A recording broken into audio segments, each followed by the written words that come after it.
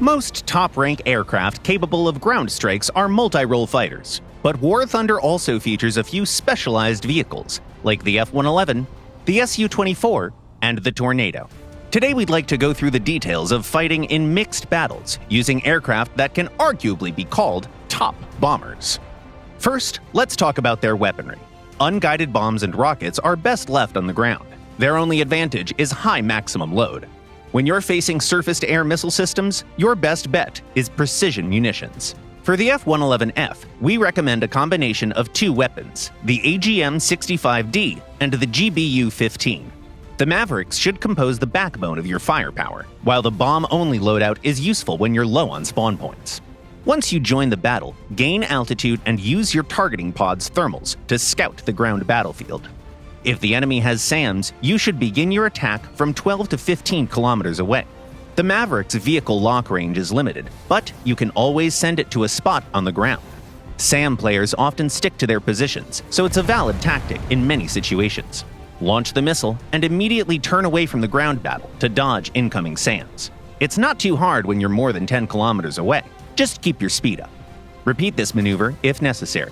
Once enemy AA defenses are down, get within vehicle lock-on range and deploy as many munitions as you can in a single approach.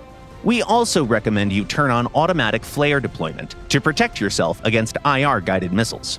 If you still have some ordnance left after this attack, it's wise to return for a reload anyway. Once the enemy team spots you, a repeat approach becomes too dangerous. The British F-111C has no air-to-surface missiles, so it has to make do with bombs. It can still attack enemy air defenses, but the tactic is much riskier. Gain altitude and take a look around. Once you spot enemy AA, place a marker and dive as low as possible. Go around the ground battlefield, pick an unexpected direction, and peek out. Drop your bomb as soon as possible and go back to hugging the ground again. The Su-24 is similar to the F-111F in use.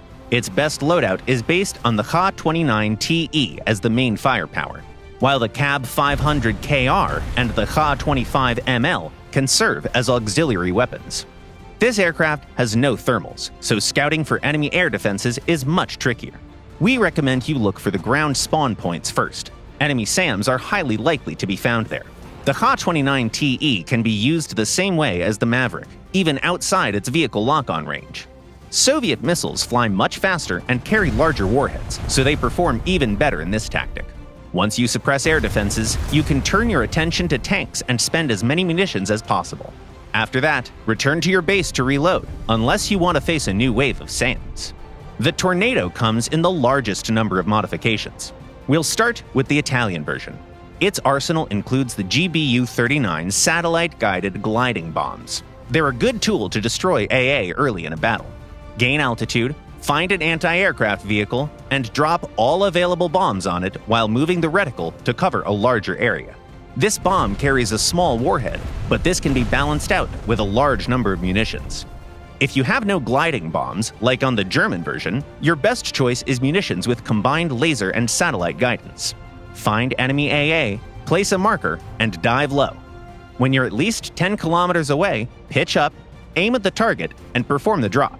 You can disable your laser designator because you won't have time to use it anyway.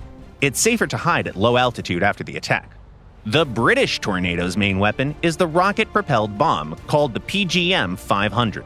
You can drop these at SAMs from 10 to 12 kilometers away, same as launching missiles on the F-111 or the Su-24.